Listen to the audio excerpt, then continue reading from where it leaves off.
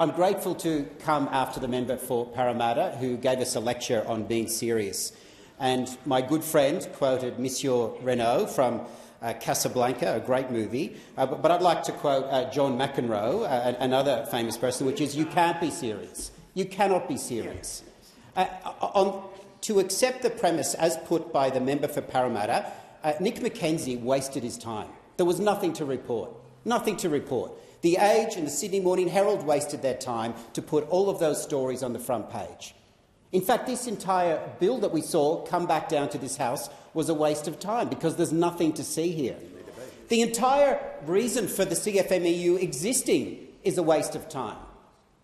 The fact that you go to all of the large construction projects throughout this country, and particularly in the state of Victoria, and they have tagged those projects like a teenager tags graffiti.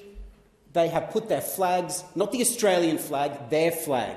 And they have put it because they are rubbing it in everyone's faces. They are rubbing it in your face, but that side of politics is denying it.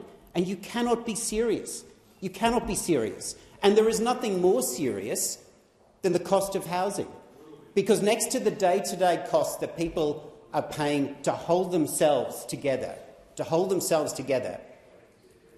the topic of housing is a serious top first-order issue for dining tables throughout this country. And they are looking to this parliament to do better. So when we put this matter of public importance together, we do it very seriously because it is a serious topic. And when you address an issue, you can either address it based on a position of principle or from a position of power. And the test is if you change the characters, if you change the labels, what would you do? So I asked the member for Parramatta this question. It's not the CFMEU, it's the IPA, the Institute of Public Affairs. It's not John Setka, it's John Roscombe. So imagine a picture of John Roscombe with a tattoo around his neck that says, "God forgives, the IPA doesn't." Imagine an institution that requires membership on big projects, that donates only to this side of politics, that demands extra staff with right of entry, that has a premium, and yes, it is a 30% premium, because again, the IPA or the CFMEU, they're not doing their job if they're not achieving that for their members. That's why they get elected. That's why they exist. And imagine in big construction projects there was no ticket, no entry unless you're a member of the IPA. Imagine there was no right of entry unless you were a member of the IPA. Imagine the IPA had extra positions that could walk into any worksite and demand to see the books. And imagine, in return for legislation and removing a watchdog that had oversight of the IPA, this side of politics saw extra donations from them. And imagine we've seen this movie play out many times before, and a new government comes and says we must do something about the IPA's influence in big construction.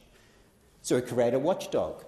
And that watchdog sees 1,661 cases. 1,661 contraventions over 91 cases.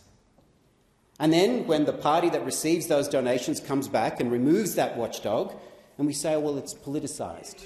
It's politicised. It's politicised. Politicised. And I'll take the interjection. No convictions. 90% success rate. 90%. That's much higher than most public prosecutors. Much higher rate. So again, we ask the question. You can't be serious. You can't be serious. And we saw that at all levels of government, from a political party that is intertwined with an organisation that's whole reason for existing is to extract a premium and lift prices. That's their whole purpose. So the speech by the member for Parramatta is a speech saying, well, bad luck, CFMEU, you failed. You achieved nothing in your entire period of existence. Nothing. Well, when you come to Victoria and you see that the cost of the North East Link in my electorate has gone from $10 billion to $26 billion, they have succeeded. They have succeeded at the expense of taxpayers. When you see that the suburban rail loop, again coming into my electorate, is projected over 30 years to cost $216 billion, they are doing very well, not for the people of Victoria, not for the people of Australia, but for themselves. This is about power, not principle. You can't be serious.